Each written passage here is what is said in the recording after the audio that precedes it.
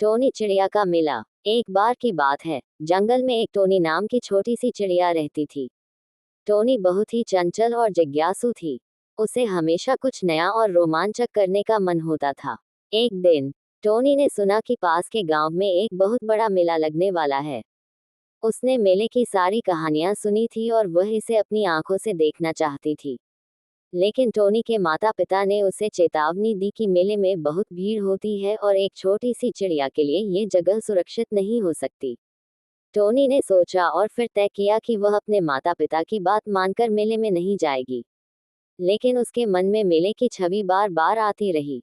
एक दिन जब उसके माता पिता कहीं बाहर गए हुए थे, टोनी ने अवसर का लाभ उठाया और उड़कर मेले की ओर चल पड़ी।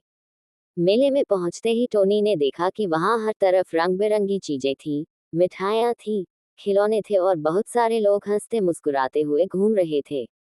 टोनी को ये सब देखकर बहुत खुशी हुई। वह यहाँ वहां उड़ने लगी और मेले की हर एक चीज को देखने लगी। लेकिन थोड़ी देर बाद उसे महसूस हुआ कि वह भीड़ में खो गई है। उसे अपने माता पिता की चेतावनी याद आए और वह डरने लगी। उसने चारों ओर देखा लेकिन कहीं भी उसे कोई परिचित चेहरा नहीं दिखा। तभी एक बड़ी चिड़िया आए और टोनी से पूछा, तुम्हारा नाम क्या है, छोटी चिड़िया? और तुम यहाँ अकेली क्यों हो? टोनी ने पूरी कहानी बताई। बड़ी चिड़िया ने उसे सांत्वना दी और कहा, डरो मत, मैं तुम्हें घर वापस ले जाऊंगी।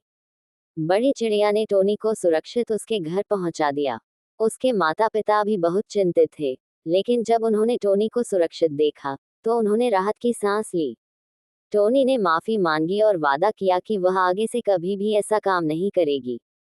इस घटना के बाद टोनी ने सीखा कि माता पिता की बातों का पालन करना कितना महत्वपूर्ण होता है।